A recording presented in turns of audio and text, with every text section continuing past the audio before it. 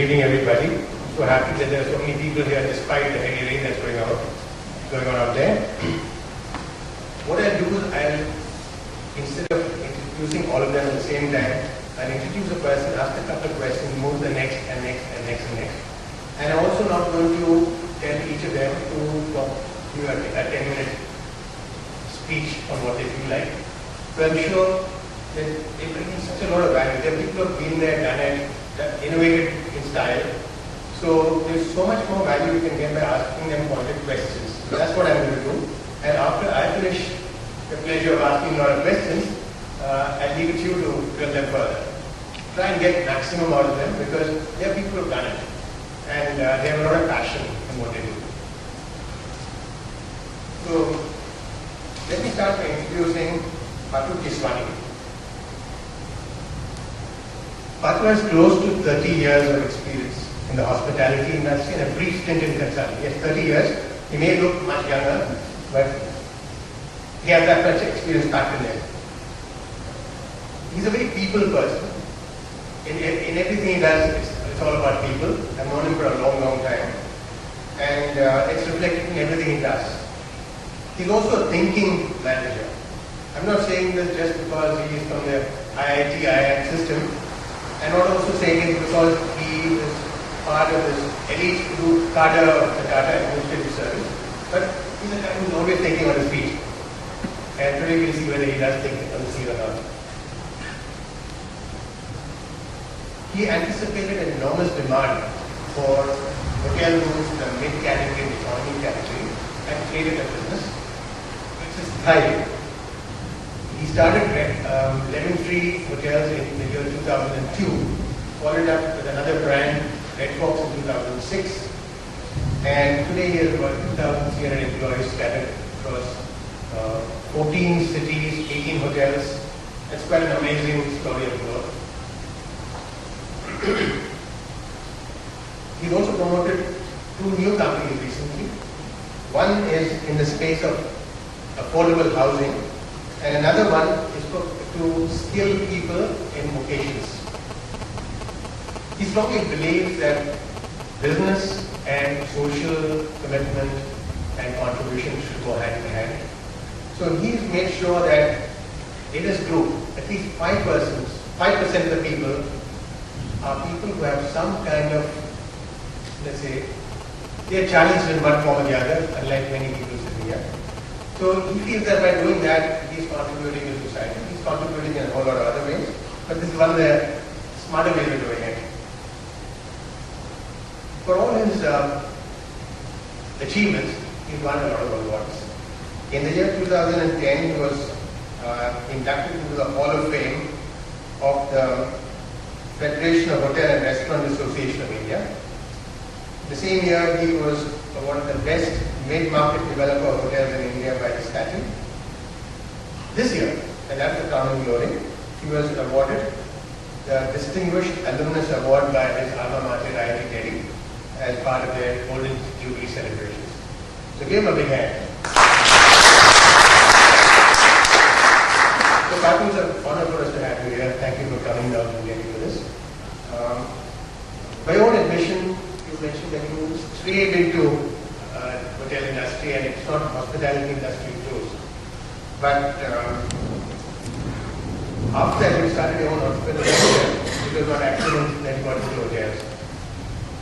Tell us about how you identified the opportunity and how you decided that you could do something quite different from what others are doing in this mid-market category, which has now taken your group to become the 3rd highest market cap in the hotel industry in India.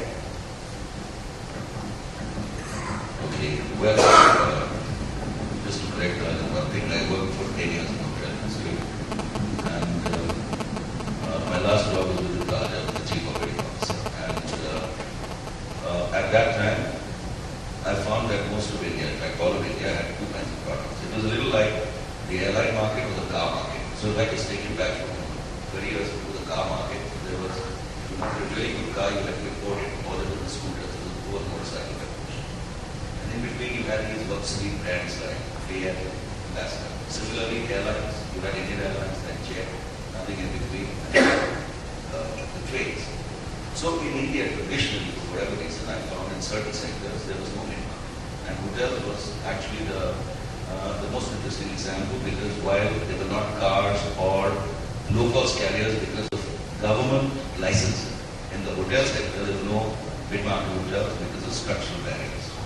So I used to ideally ask myself, how one could find a way to enter the segment, because obviously globally it was the largest segment.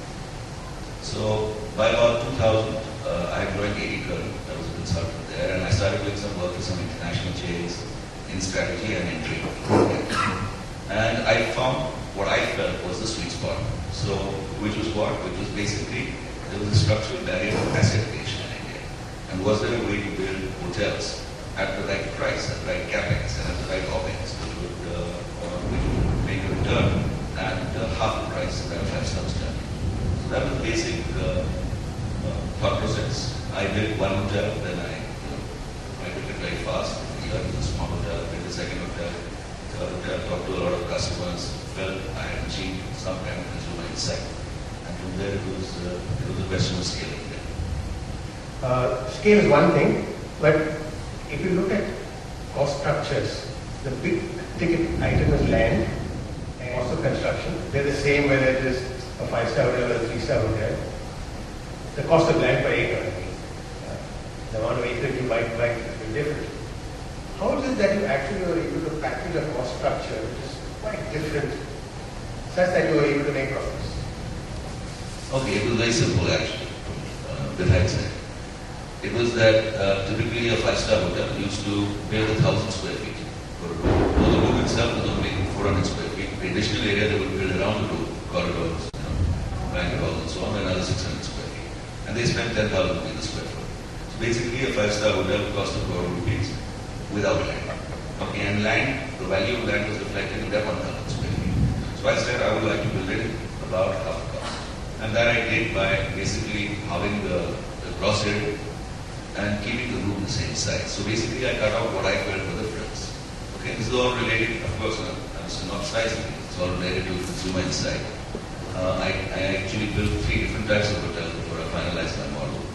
And I spoke to about, I think between me and the marketing team, about 2,000 customers. Finalized a model where we could build a room in 500 square feet at 6,000 rupees square foot. So basically, my model has been very simple. I want to be half the price of my of 5-star hotels, but I want to do 1.2 times their volume. So I will be 60% of the revenue, and my investment is typically 1/3. So I spend about 50 lakhs a room, from 40 to 60 lakhs. And I typically do the same ROCs as 3 times the ROCs of the Taj, the Oberoi, the ITC. We spend 1.5 crores. That's, I don't know if I make sense. Yeah. Basically, I spend 1/3 and I do 2/3 the revenue. It's a fantastic situation. Now I'd like to introduce Sharmila. Sharmila currently works or handles the western region of a BPO called Rural Shores. It's a very interesting concept. They have the BPO in what is defined by the government of India as a rural area. They want to set up one BPO in every single district in India, say about 500 districts, and create 1 lakh jobs in rural India. Now 1 lakh jobs is a lot. Makes it a huge operation. They're on their way. Today they've got 10 centers. They just started a few, how many years back? 3 years? 3 years ago. And they already reached 1,000 people, which is quite amazing. Sharmila herself is a business professional, 18 years in the IT industry. Her last job was the general manager of Wipro Technologies, where she was mostly dealing with the telecom and banking verticals. She had a strong desire to do something which is relevant.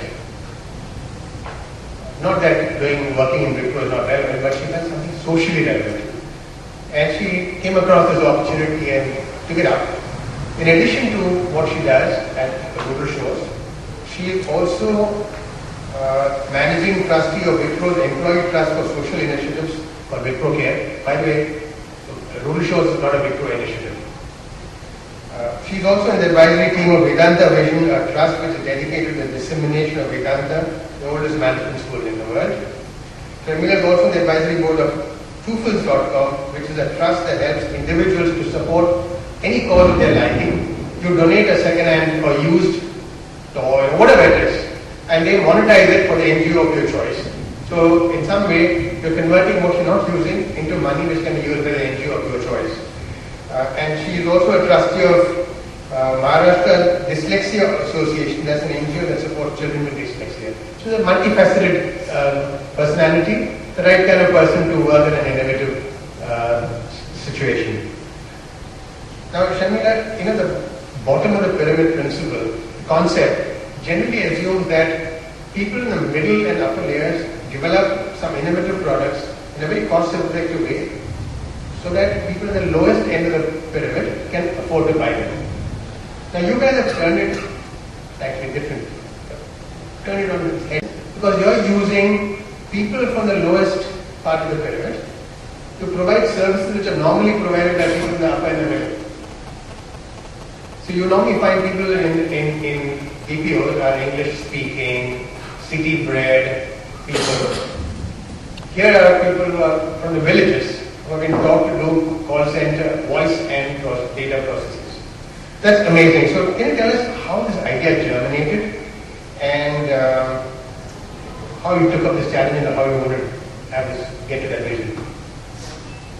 So, I'm speaking on behalf of the founders of Rural Shores, who are a group of 6 individuals who actually put in the promoters' capital and have pledged all the profits to back into social change. So it goes back into a foundation. So in that sense, we are a for-profit company, but it's a social enterprise. So, it didn't start off with this concept of either wanting to, turn the pyramid on its head or changing the cost structures in the BPO industry, but with a very simple thought, but a much needed thought to say that we need to create job opportunities for rural youth right where they are. And, how this thought came about was, if you see the growth in the BPO industry, it saw a lot of people who kind of graduated, moved to metros, and while it serviced the BPO industry or sector per se, I think in a way it disserviced the individual or their families. That's because, their cost of living in the metros, they were hardly able to earn, save, give back, send money back home. Living conditions are not that great. So all in all, it wasn't such a great thing that was happening. And from an industry perspective, again, it was disserviced because that's one of the reasons of high attrition levels that the industry is facing. Because for every 1,000 rupee or small, more amount you get, they do want it and you switch jobs. So, from this the thought came that why not take the job to them? And that's where I think it was absolutely a win-win model that kind of was conceptualized. Because if you look at the 3 parties involved, it is the individual who gets a job right where they are.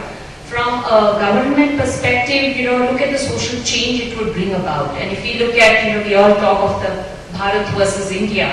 And we say that if we have to go a step closer, we have to raise the income levels of the families who are more dependent on, say, an agri or a dairy business. So here's a new business that has come to their doorstep and brings about that social upliftment in the families the moment a person from their family is involved in this business. And finally, businesses of course benefit. There are huge cost takeouts. There is benefit of continuity, lower attrition. So that was how the model came about. Yeah, she very modestly said that restructuring or disrupting the cost structure was not one of their key objectives. But in fact, their costs are they sell at probably 30 or 40% of the price cost for the bigger BPOs. So today, some of the largest BPOs in India are actually outsourcing work to them. And the price these guys charge the large BPOs is less than the cost of the BPO. So they make more profit by outsourcing it. So that's fantastic. But now what I want to understand is, you're a technology person, how did you deploy technology to make it really possible to create jobs in the rural area without compromising the quality? Actually, technology is the leverage. I can surely say that it would have been unviable without technology for two reasons.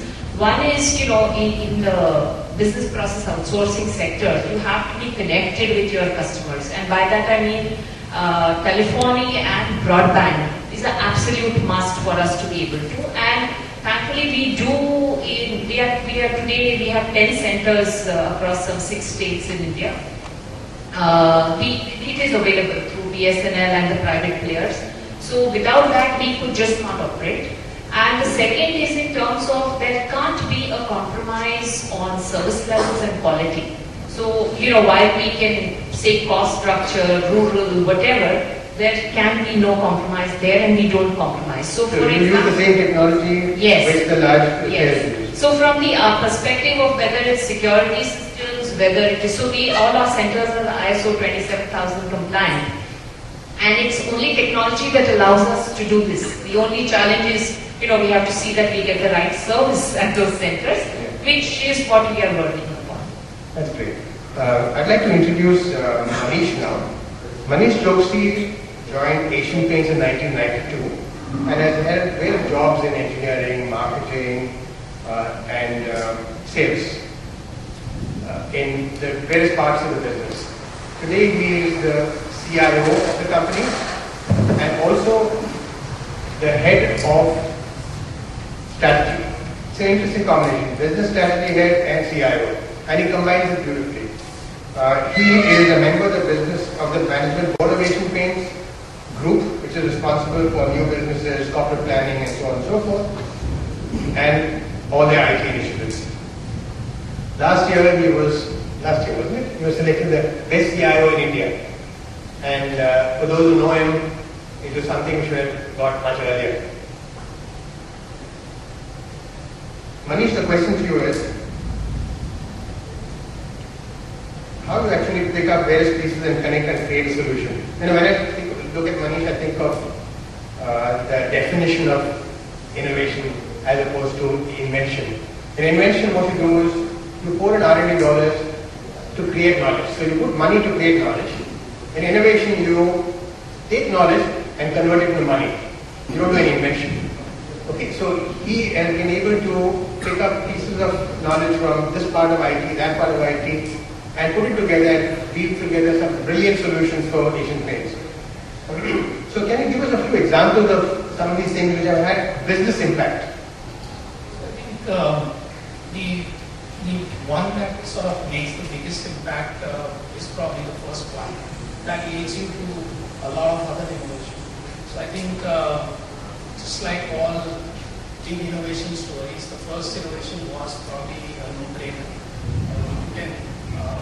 We had to go through an IT setup in about 2000, pretty much home developed on our own platforms.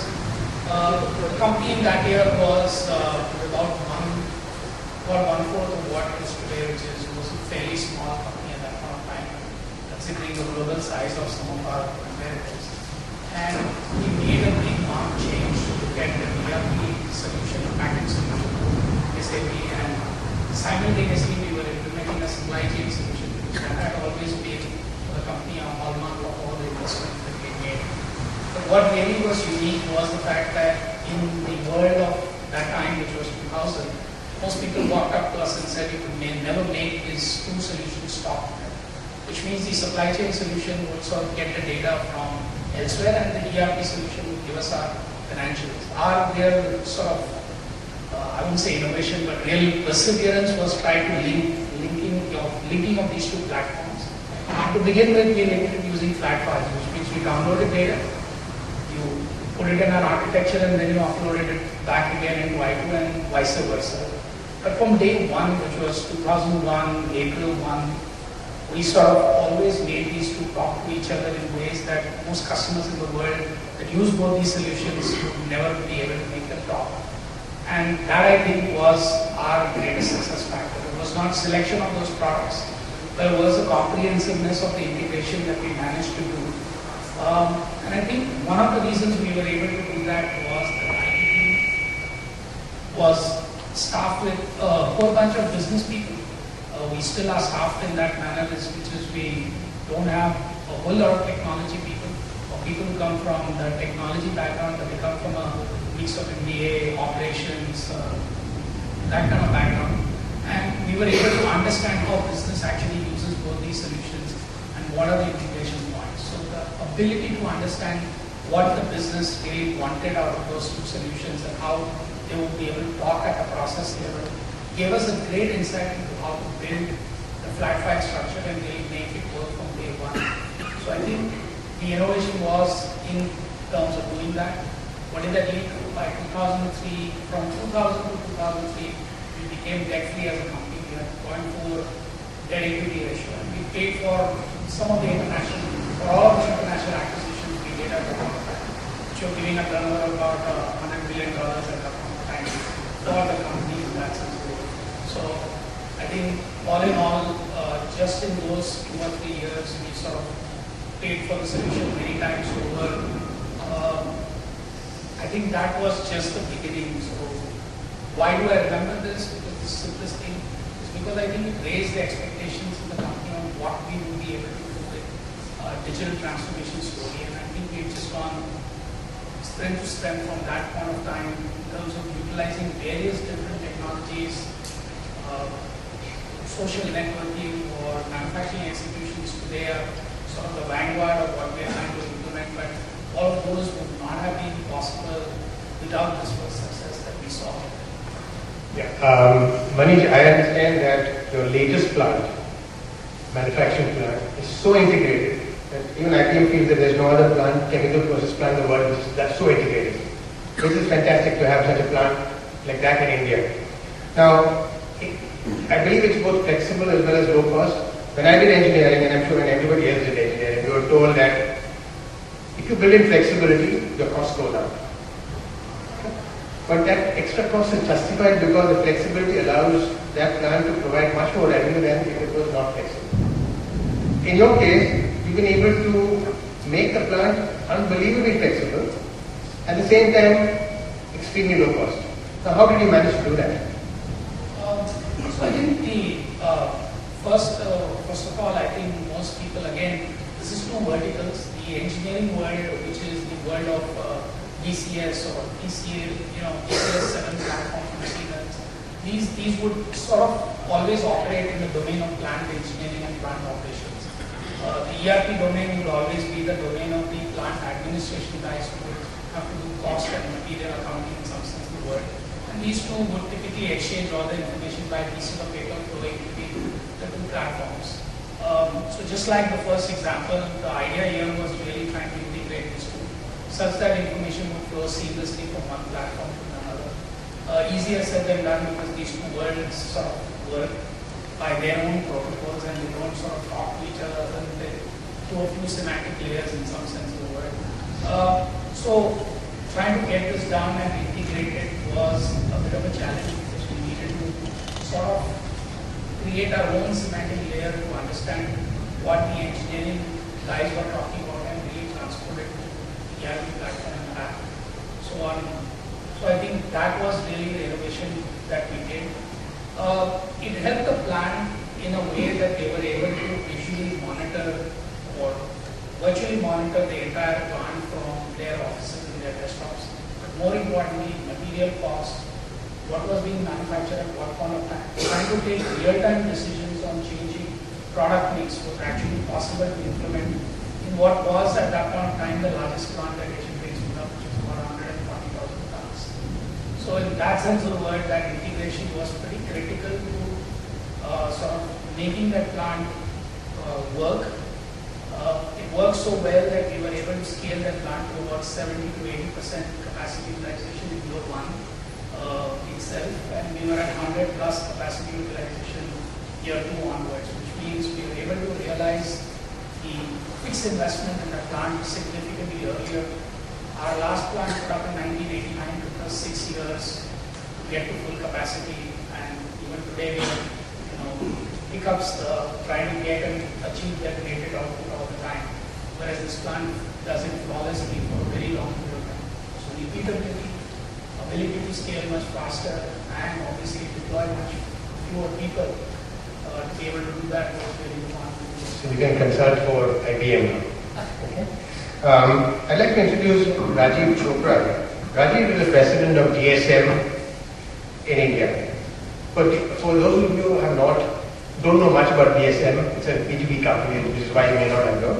It's a global leader in the area of nutrition, health, and food, and materials. What you may also not be aware is that it was considered to be among the most innovative companies in the world, the top 5 in the world in innovation, along with Google and Apple. It's in that league in terms of innovation. Now he's responsible for putting the business in India on a strong growth path. He's making and to make it a very significant player in India. Prior to joining DSM, he had had fantastic innings in Bayer, consumer care, both in India and China, and he turned around both the businesses in these two countries. He successfully ran other businesses before that. He was working with Buchan, Britannia, and ITC Agrotech. Everywhere he went, he made a mark. So today you'll find out why. Okay. Rajiv, I know it's a tough call when you're working for a company which is considered already one of the most innovative companies in the world, and you are required to innovate even more. You heard people talking about white spaces, growth, scale, integration, going rural and going back end there to disrupt the cost structure. Now, in some sense, many of them could control their destiny, and therefore they could do it. In a large company such as DSM, especially with this multinational nature, how do you manage the process of innovation? How do you institutionalize innovation? I'm not saying that what they've done is trivial, but you have an additional challenge of layers and countries and verticals and so on and so forth. Okay, a few words about DSM to start with. We charge you for commercials. Now, in DSM, we often joke and say that DSM is the world's best kept secret. And that's because nobody outside, or not too many people outside DSM know about DSM. DSM started about 110 years ago as a coal mining company in the Netherlands. It was a Dutch public sector undertaking. In the 1950s, it moved away from coal into basic chemicals. After the 70s or early 80s, it went from basic chemicals to fine chemicals. So it's still known today as a chemicals company. And in the mid-1990s, completely. So first of all, we no longer a public sector undertaking. We're listed on the Dutch Stock Exchange.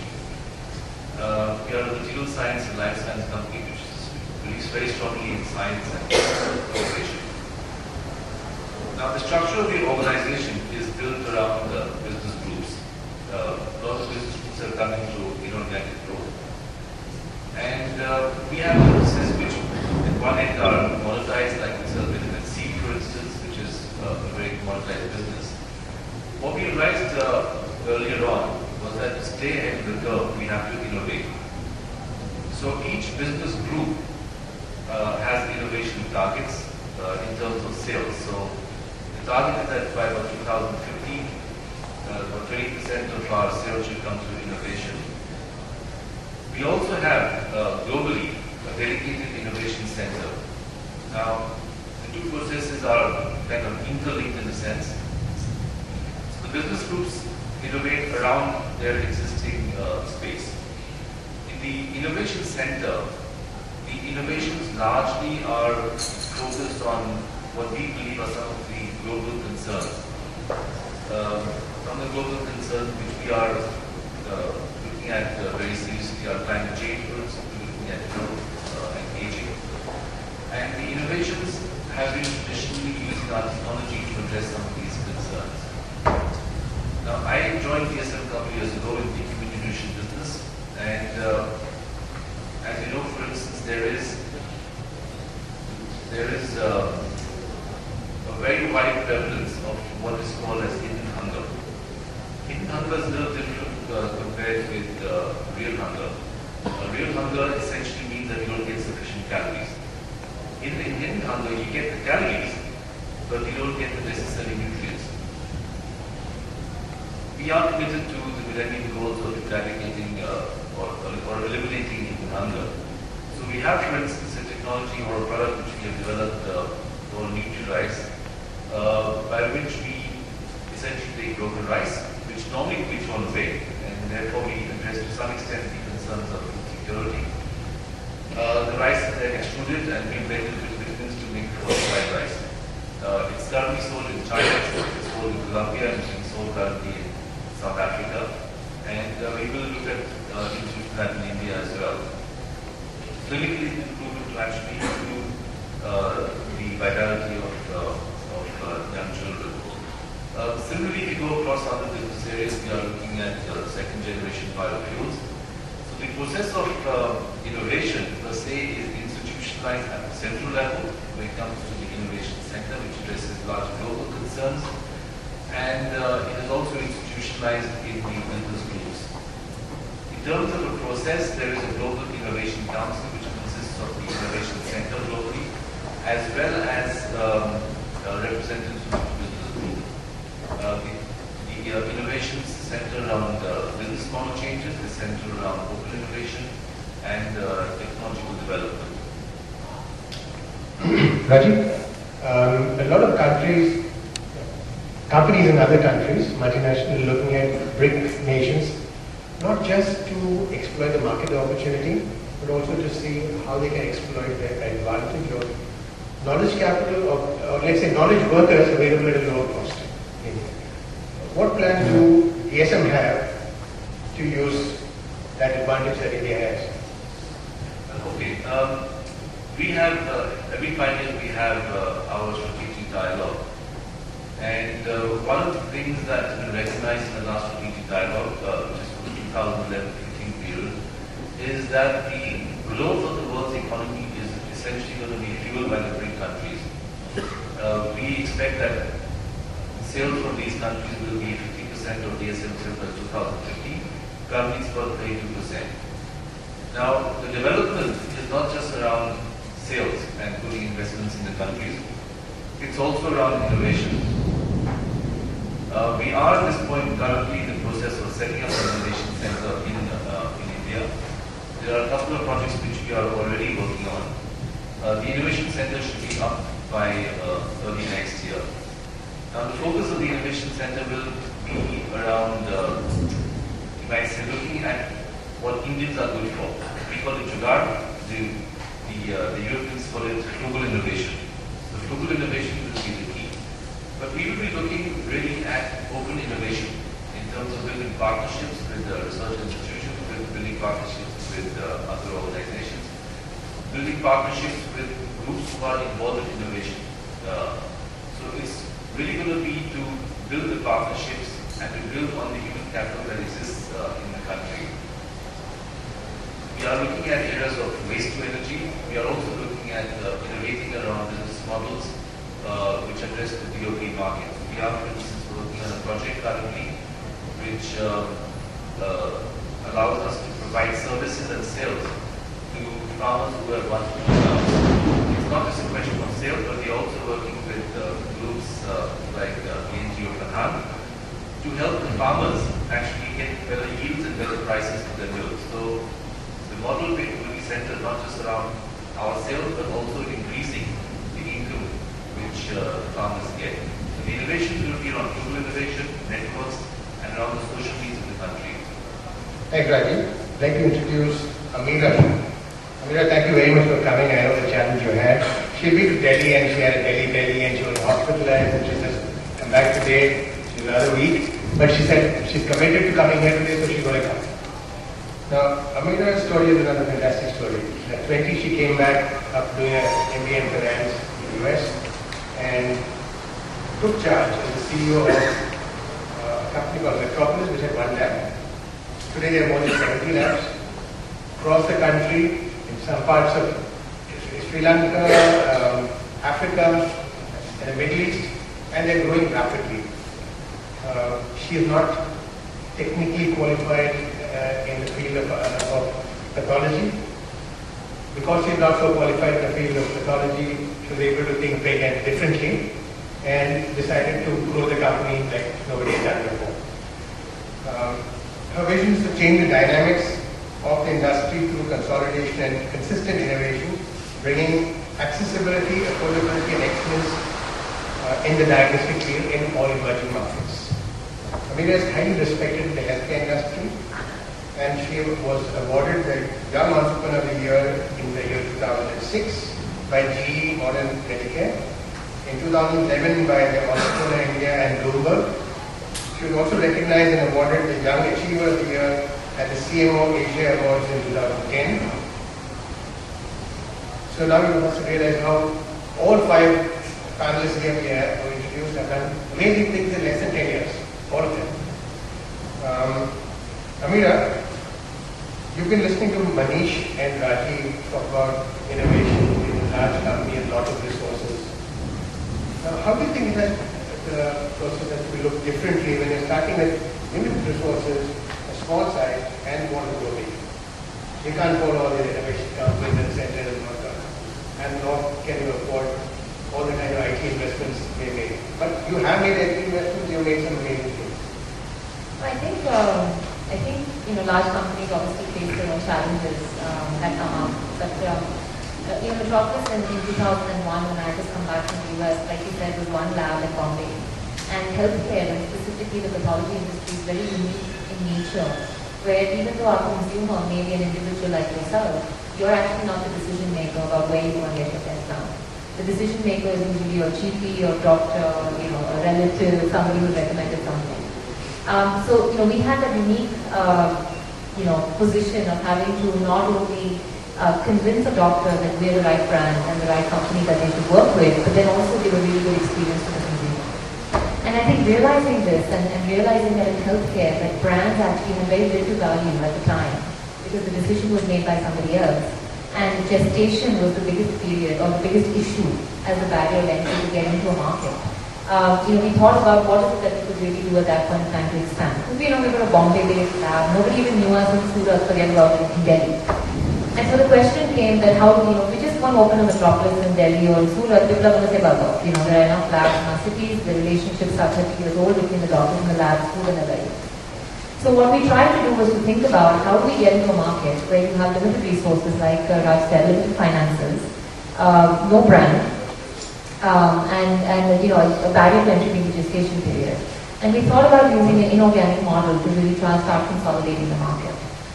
So one of the first things we did was we said that just the way we had been growing in Bombay for 20 odd years at the time, and we had created a brand in Bombay, there would be other pathologists who would have done a great job in creating their own local brand in other cities. And we said, is there a way that we can bring all these pathologists across the country under a sort of a group umbrella called Metropolis and therefore create a brand out of it? And that's what we set out to do. From the time, from about 2003 when we started till about 2010, we've done 16 such partnerships where we tended to take sort of majority in these acquisitions. We tended to integrate them into Metropolis for a sort of, a core branded activity, like it was a Lister laboratory that we acquired in Chennai, it became Lister Metropolis. Like that, we set about many such partnerships in different parts. But what was very key was to really integrate these practices into our way of doing, to help them grow, to help them cut costs, to innovate, to start a wider test menu, to even introduce a sales and marketing team, because in healthcare at the time, nobody even thought of doing sales and marketing. These were all personal relationships. So that's really the way we went about it. And then in 2005, we decided, okay, we're doing this domestically. Is there a way we can do this internationally? And we started doing the same thing in the Middle East, in parts of Africa, in Sri Lanka. And I think the biggest lesson that we've learned out of the entire thing is that with having no brand and just having our internal accruals, we were still able to create a chain, just by using sort of a simple thought of saying, let's consolidate. When you started, you had this great desire in you to innovate and do things. But once you took a certain size, one person will got to suffice. How do you create this spirit of innovation in more people so that it could go to the next level of growth? I think, like you rightly said, I think innovation is more about smaller baby steps and changing what you may already have rather than suddenly one day coming out with this enlightenment. And I think what we're trying to do is try to make that part of every professional sort of structure. So in every location we have profit center heads, even though they might be doctors who are pathologists and their primary responsibility is technical. They're also made profit center heads. They're also made key invention officers. They're innovation officers. They're given targets that they're going to start certain number of new tests every month. They're given a target that they're going to find a way to reach, to communicate with consumers every month, a new way of doing it. So I think by creating that structure of putting innovation in their day-to-day job, making it a habit, not making it an option, I think is something that obviously has driven a lot of the innovation. But I think a lot of it also has to just come at the end of the day from the leadership. I think a lot of it has to come to do with how firm you are and how much you persevere to make those changes at the top. I mean, I think it's also because they saw us constantly innovating at higher levels that I think that culture sort of seeks to what I find is that, okay, 5 companies here have done a fair amount of innovation, some amount of disruptive innovation. But as a country, we don't see too much of disruptive innovation at all. There's no Facebook-like thing or no Twitter, nothing that's earth-shattering. Do you think any of your companies has the DNA to do something big like that?